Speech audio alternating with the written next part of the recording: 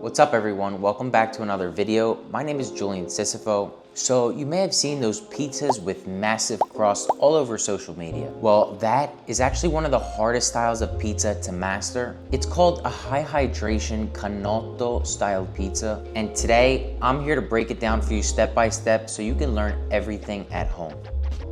The recipe starts with the Biga, which consists of Caputo Nuvola super, 00 flour, and Manitoba flour. Into the mixing bowl, add 5 grams of active dry yeast, and now start the mixer on low speed.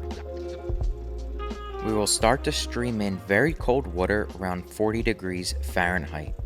And now you want to mix this Biga until it's smooth and hits a temperature around 78 degrees Fahrenheit. This is a secret that contemporary pizza makers will not tell you.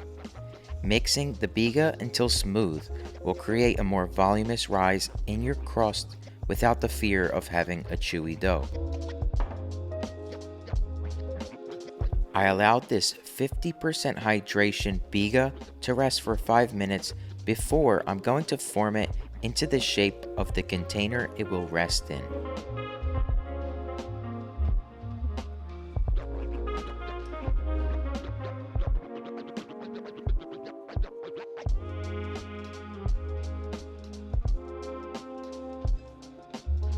First, make sure your container is double the size of the Biga itself. Then we want to oil it up as well as the Biga because it's going to double in size. And if you're enjoying this video, don't forget to hit that like button and subscribe. It really supports this channel.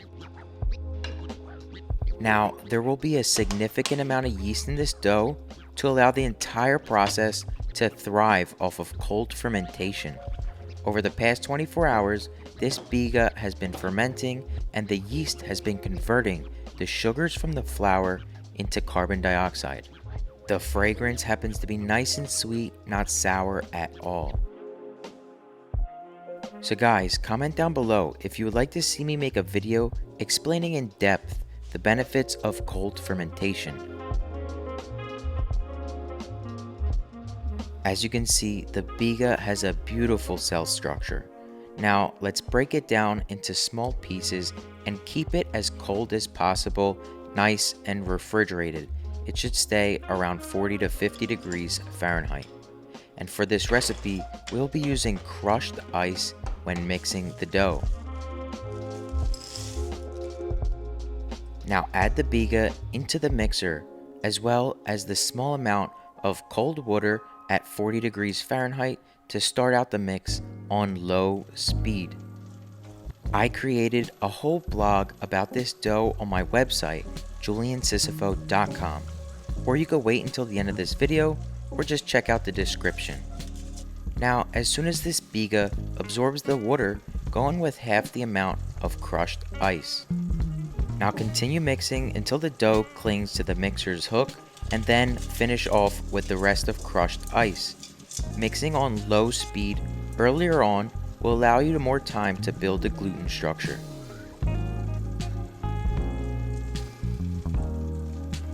Now is the time we're going to add the salt and let's start to finalize this thing.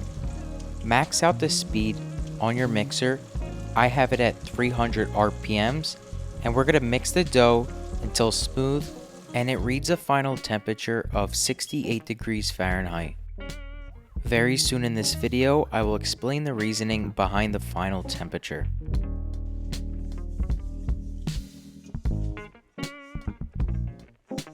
Now look at the elasticity with this dough.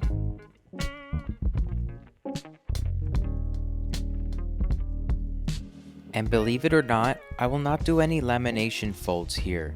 Just simply use a bench scraper to round it out. And now allow this dough to rest on the table for 5 minutes. Now trust me, the dough here is strong, but it is a little sticky. It has a total hydration of 78%. So when forming the dough balls, you can use a light dusting of flour. Now after they're weighed out, I'm going to use a bench scraper to tuck the sticky edges under the dough. This is called a pre-shape. Allow the dough to rest 5 minutes, then we can go back to finalize the shape and make sure they're nice and tight.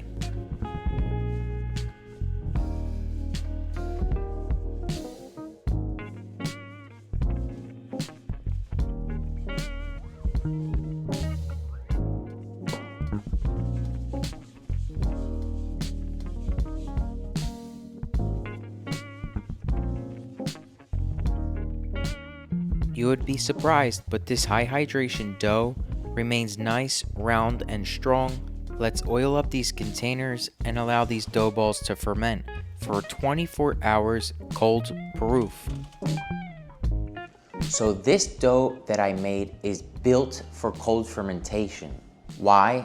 Because it's more controlled, and it doesn't matter what climate you live in, as long as you have a refrigerator. To this recipe, I added more yeast to keep a nice and steady rise within the refrigerator, and I mixed the dough to only 68 degrees Fahrenheit, which is actually colder than how I usually mix my doughs.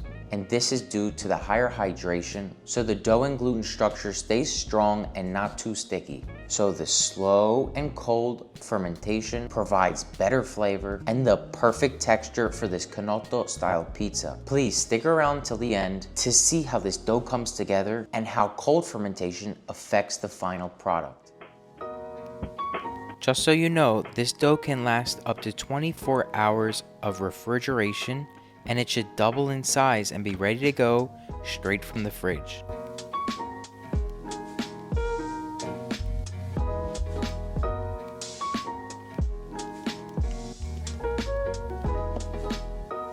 Now, as for stretching, it's crucial for Canotto style pizza. Press and leave a very large crust filled with air. Flip the dough, repeat, and press until the flattened part has around 5 to 6 inches in diameter.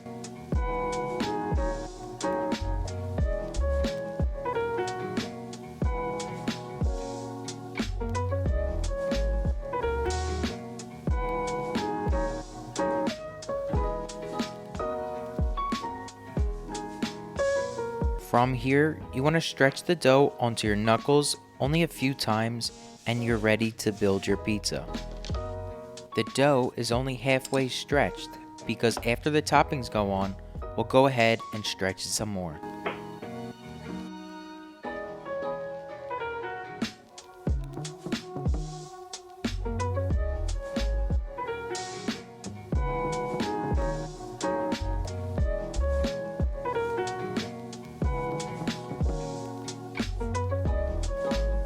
Now I'm baking this pizza at 860 degrees Fahrenheit in my electric Totovan pizza oven. It has handmade biscotto stones from Italy, hot and ready to give this dough some oven spring. Luckily, its doors of this oven are insulated to trap in the natural steam from the rise of your pizza dough. From what I could see so far, there's an amazing amount of rise and a blistered leoparding around the crust. And just after 90 seconds of baking, the pizza is ready. I think the blending of flours was my biggest problem for my last Canotto pizza video. I learned that this dough thrives off a combination between high protein and low protein flours.